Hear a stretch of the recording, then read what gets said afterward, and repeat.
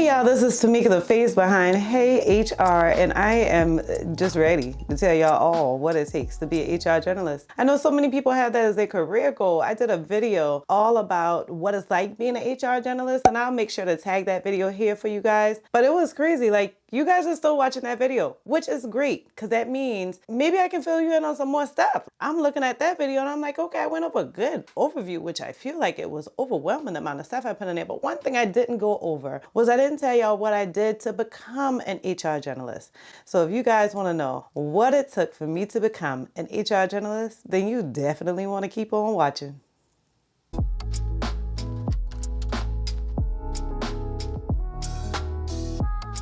So if you guys are finding these videos super duper helpful, and I'm pretty sure that you're gonna get into this information and find nothing but value, then I need you to do me a favor. Please support my channel by hitting the like button, and you will mean the most to me if you subscribe. If you want me to keep on dropping these gems on y'all left and right and tell y'all how not only to be happy in what you do, but to grab these bags as you go, then definitely hit the subscribe button. So first, I'm gonna tell you guys what my previous positions were before I became an HR generalist, because so many people think that, okay, I want to do a career pivot, but I'm going to jump into HR generalist. You set yourself up for failure. Don't do that. Like, definitely prepare, definitely get a grasp of what HR is, because the HR generalist has to know it all within HR. You get into these certain duties that you have to do on a regular basis, and your leader is looking for you to not ask certain questions.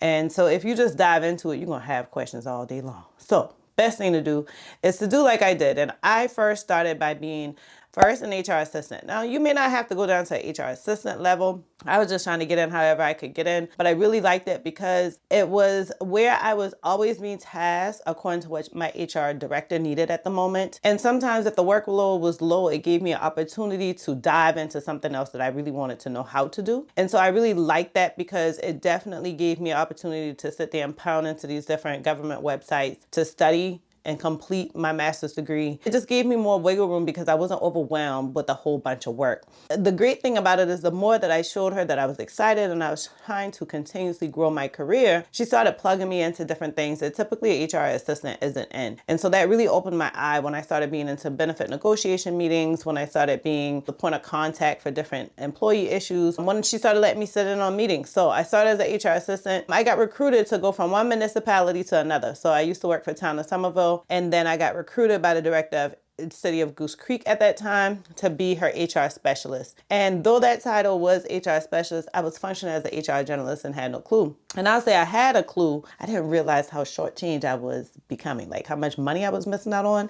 But I was actually super thrilled to work there because I touched everything. I was the first point of contact for human resources. I stayed there for 3 years, which was more than enough time to get me into a comfortable area. It really became more than enough time because my HR director at the time, she literally said to me, I'm going to teach you everything I know.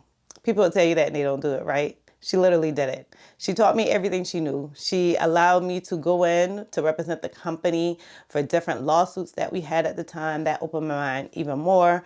She allowed me to create new projects. I launched different programs there, primarily our background screening program, did all the research, did all of the education that I needed, and literally looked at what the company needed and implemented it. And so I was super happy to be able to work in those spaces. So those are the two jobs that I had before I became an HR generalist, an HR assistant and an HR specialist. So then I applied for an HR manager position, and that's how I became an HR generalist. Worked out because it obviously gave me an opportunity to kind of test my skills, and it was just more confirmation I was ready for an HR manager job. But then I became an HR generalist for not only that company that I left City of Goose Creek for, but also another company, and I loved it. Let me tell you a tip that you can do to get your career started, because I already gave you the background how I got started, right?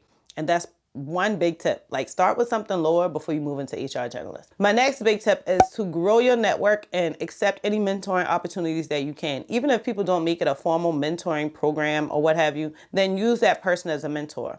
grow your network. Go to local SHRM meetings, go to national SHRM meetings. If you can't go to national SHRM meetings, I would go to different law attorneys, different events. They would have like breakfast briefings, or they would have moments where they just let you come in and just listen to what cases they've had, how they mitigated it, different highlights or tips that they can give you to avoid being one of their clients on the bad end of things. And it truly helped me. Like, it really, really helped me. Not only did I go to these events and learn new stuff, I took my time to like meet people. You know, I would just, whoever I'm sitting next to, I make a joke about whatever. Or if they said to me, oh, I'm so sorry, I didn't mean to hit your arm, I make a joke and be like, oh, it's okay, girl, they got us in tight quarters or whatever. Like, that allows people to feel comfortable with you. They will start talking to you, and you never know who that person is. Many times I've went to these different conferences, these different meetings, and had job opportunities sitting right there at the table where people are like, oh, I don't need to interview. I'll just give you this job. Or I know this person has this position open. Now, none of those ever attracted me enough to leave the current organization I was in before I became an HR generalist, because I knew at that time what I was looking for. I was 4 or 5 years into my career, but it definitely made me realize that I had options, and that empowers you to really focus on what you want and to have authority of your career. So definitely make sure that you take whatever mentoring you can. I would do lunches with different colleagues at different times. When I literally walked off of a job because it was blowing my mind how stressful it was for no reason. It was all personal reasons, nothing work related.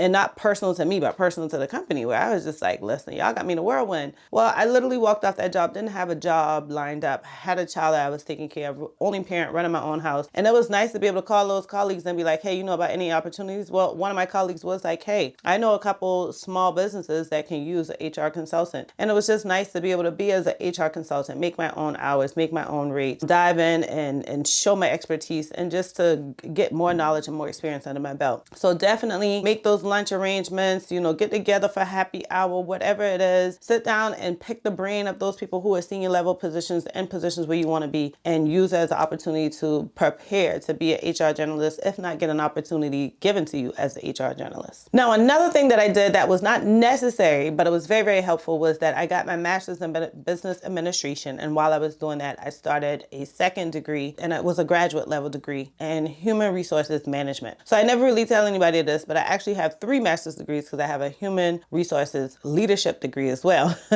Way too many damn letters for the back of my name. I went ahead and got a master's degree. You can get it simply in human resources. That would be super helpful. But I would say that getting the business administration really propelled my knowledge and made me be able to make the connections for different OKRs or KPIs that any company may create. So it was super duper helpful. Now I don't get into business and like I'm confused, like, why are we doing this, or how does this connect? Like, it all makes sense to me. It's not necessary, but it was helpful. You can do that too. If graduate degree is not for you, it's okay to get a bachelor's degree. Again, a degree is not necessary. Getting that experience is what's necessary. And most times starting your career is not going to require a degree. Now, one of my big highlights I already talked about, but I definitely want to tell you guys, is if somebody says to you, hey, I'm going to sit down and teach you everything I know, and truly start teaching you, suck in that knowledge. I think my director, or my past director, so much for taking the time to sit there and to teach me step by step, day by day, and not getting upset when I made errors, and not getting upset because I had too many questions, and giving me time to sink this knowledge in. I really, really thank her for it. I don't know if she watches any of my videos, so I hope that she watches this one, because I just wanted to say thank you so much, Joellen. I appreciate it. It's definitely got me in a good space now, and I love my career. I love what I do. Just like you had a passion for HR, I am so blessed to say that I do too. Each day I show up for work, I don't feel like I'm working. If y'all find somebody that touch y'all that way, y'all make sure y'all sit down and sink that knowledge in.